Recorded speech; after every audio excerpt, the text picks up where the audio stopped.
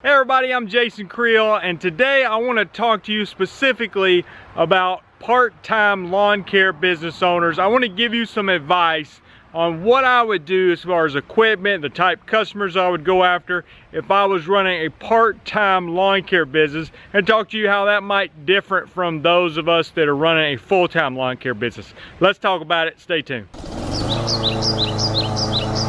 You know, one of the best questions that I believe you can ask somebody if you're looking for advice is to ask them, whether it's parenting advice, marriage advice, life advice, career advice. You just say, hey, if you were in my situation, what would you do? So that's what we're going to talk about for this lawn care business. You know, if I was running a part-time lawn care business, I want to just tell you what I would do, and you can agree or disagree, and you can leave a comment, we can discuss it, but I want to share with you that. So let's talk about a few areas of part-time lawn care business ownership, starting off with equipment. Now, if I'm running a part-time lawn care business, here's what I would do. I would want to go get one mower that was very versatile and could make me a lot of money, okay? I think sometimes, and this is a mistake a lot of full-time people make, it seems like sometimes people are just in a lawn business to make money so that they can go buy more equipment. We're not trying to start our own equipment showroom, okay? And sometimes it feels that way.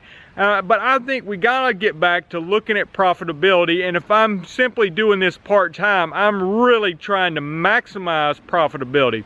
Now let me clarify one thing. When I talk about part-time, I understand that some of you may be running a part-time lawn care business but could actually grow it to be big because you've got employees and other people manage it for you, whatever. So I understand that. That's not exactly the purpose of this video. I'm talking about that person who's a firefighter, who's mowing lawns on the side, or maybe a school teacher mowing lawns on the side. Somebody's maybe mowing on the weekends but still has a full-time job.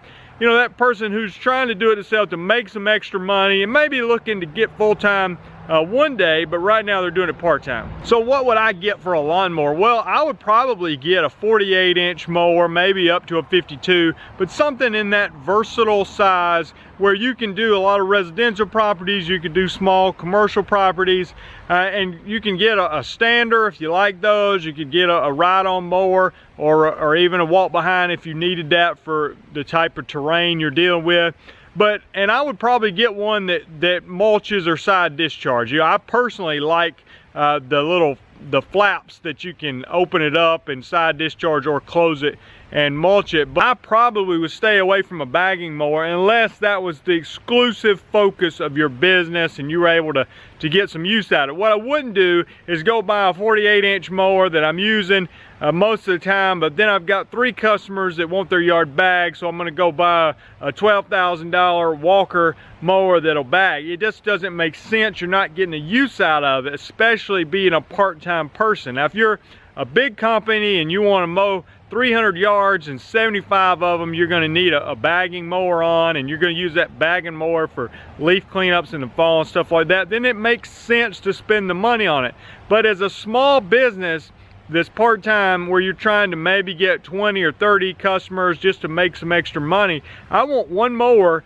And I'm not saying you can't have more than one mower, but I really want that one primary mower that is making the money, and then I might have a push mower or a small walk behind or something that I can use to get into the backyards. Or if you don't want to do that, simply don't. That is the luxury of being a small part-timer. You can be more selective, in my opinion. People ask me about brand mowers a lot. I've had good experience with Exmark, Gravely, Skag, Hustler. I mean, there's several good brands out there, but like I said, I really think that 48 to 52 inch size would be a good versatile size for a part-time person. Now, as far as the customer you're going after, it seems like sometimes people have the mentality where I'm just out there making extra money so I can just charge a low price, you know, I'm just trying to make some extra money. To me, I would probably take the opposite approach. Not that I'm gonna have a high price, but if I'm thinking, I'm only one person, I'm just doing this on the side, maybe I'll have somebody helping me, but I'm kind of capped at the number of yards I'm going to be able to take on. Maybe I think I can do 30 yards. That's our max for our capacity at the moment, and I'm not really looking to grow it past that. Well, why not maximize your profitability on those 30 yards? Why would I take on a customer that was less than ideal if I knew I had a very low capacity of number of yards I can take on? So what does that look like? Well, to me, it looks like really focusing on your route density. I have no desire of a part-time lawn business owner to drive 20-30 minutes out of the way to go mow one lawn. If I know that I'm limited to this certain number of lawns, I want them in a very tight, efficient route. I mean, ideally, if I want 30 lawns, I would love for all 30 of them to be within 5 minutes of each other. Now, that may not be realistic, and you may have to spread out a little further as you get started and just trying to get any business. But ultimately, as years go on, if you're still just wanting to be part-time and keep it small, then why not improve that route density and make sure that each customer is an ideal customer and you're not settling for lesser customers, because again, you only have a limited capacity because you're a part-timer. If you're full-time, it'd be different. You're trying to grow, you want to get bigger and bigger and maybe expand to multiple crews. You can't be quite as selective, but as a part-timer, I would be very selective. And I think with that being said, being very selective, it's also going to affect the way you do your marketing. Now you may say, I'm part-time, it's just word of mouth. I understand that. But if you were able to build your route density by simply getting a customer and being able to target the neighbors through maybe a door hanger or a postcard or a letter that you mail out, and try to get as many customers as you can in the same area, so that 1 or 2 days a week you work, or those afternoons that you work when you get off from your day job, then you can really maximize how many yards you can do. You say, you know what, right now I'm only able to do 2 yards because I got one here and then I drive 20 minutes over there and do another one. Well, what if you had 6 in the same neighborhood and you had somebody that could help you, and you think, you know what, we were able to get all 6 yards done in 2 hours or 2.5 hours, something like that. I'm just throwing that out. I understand that varies based on the size of your yard and things, but I'm just saying, again, you should be more selective, more in control, and more trying to improve that route density if you're just a part-time lawn business owner. And I think that plays into how you market your business, and really trying to market in the same neighborhoods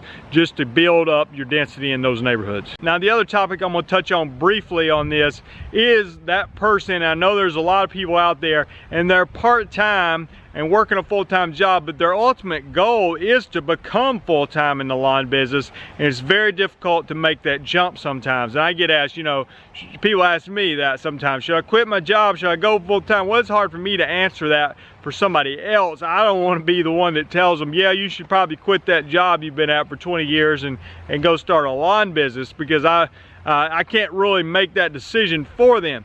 But what I do say is, if I was gonna do that and I knew that's what I wanted to do, I would try to stay at the job as long as possible and build up as many clients as possible until I just simply could not do both anymore, and then make that jump. It doesn't make sense to me to go ahead and leave the job and still, unless you don't need the money. I don't know, everybody's circumstances are different. But if the finances were real important, then I want to keep that job as long as possible, just for money's sake. And then when I simply get too many customers for the lawn business, then make the job and try to ramp it up as quickly as possible to fill up my lawn schedule. I mean, there comes a point where you simply can't do both, and there's a point where you have to quit, or you're never going to be able to grow past a certain point in your lawn business. So I understand that's a difficult situation when you're trying to go from part-time to full-time. A lot of people have done it. It can be done successfully, and the timing of it is critical, and you might want to consider doing it right before the spring, because the spring on in the summer is your best opportunity to get customers. I wouldn't want to leave that full-time job in the fall, moving into winter, because you're going to have a hard time adding lawn customers through the winter time. And you're gonna have to wait all the way until the following spring before you can probably add to your customer list. If you're part-time, let me hear from you. What did you think about the advice I gave? If you're a full-timer and you have something to add to this, some advice to give the part-timers, go ahead and put that in the comments as well. I'm Jason Creel. Thanks for watching. If you haven't done so, subscribe to the channel. Click the bell beside the subscribe button if you want to be notified when I create new content. There's resources available for you at lawncarelife.com if you haven't checked those out. Talk to you guys later. Bye.